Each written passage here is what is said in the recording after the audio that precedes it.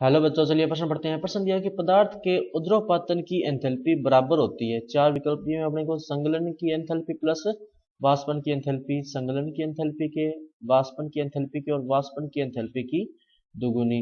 तो सबसे पहले बात करें अगर इस प्रश्न में मुख्य अवधारणा की, तो देखो क्या होगी मुख्य अवधारणा जो इस प्रश्न में होगी वो होगी उद्रवपातन की एंथैल्पी, उद्रवपातन की एंथैल्पी, वाष्पन की एंथैल्पी, वाष्पन की एंथैल्पी व संगलन की एंथैल्पी में संबंध, संगलन की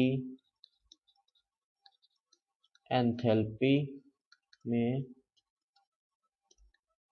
संबंध। तो देखो कोई भी वस्तु है, जैसे पानी का अगर अपन उदाहरण लें तो जैसे मान लो पहले बर्फ लेंगे अपने ठोस अवस्था में, जब उसको गर्म करेंगे तो ठोस अवस्था से किस अवस्था में जाएगी, द्रव अवस्था में।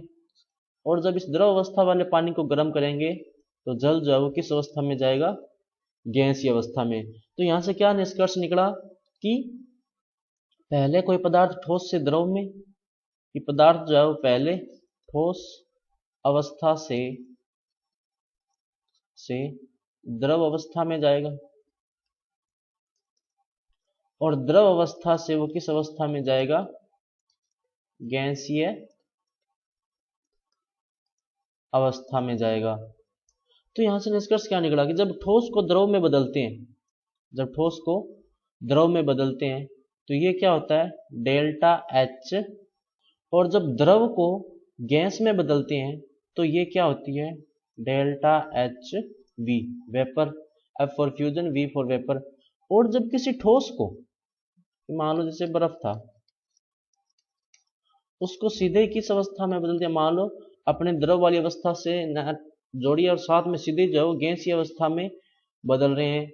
मतलब पहले ठोस को द्रव में बदला और द्रव को गैस में बदला, लेकिन अपने जो उष्मा का जो मापन है वो सीधा ठोस से गैस में कर रहे हैं। तो ये क्या हो जाएगी, डेल्टा एच एस।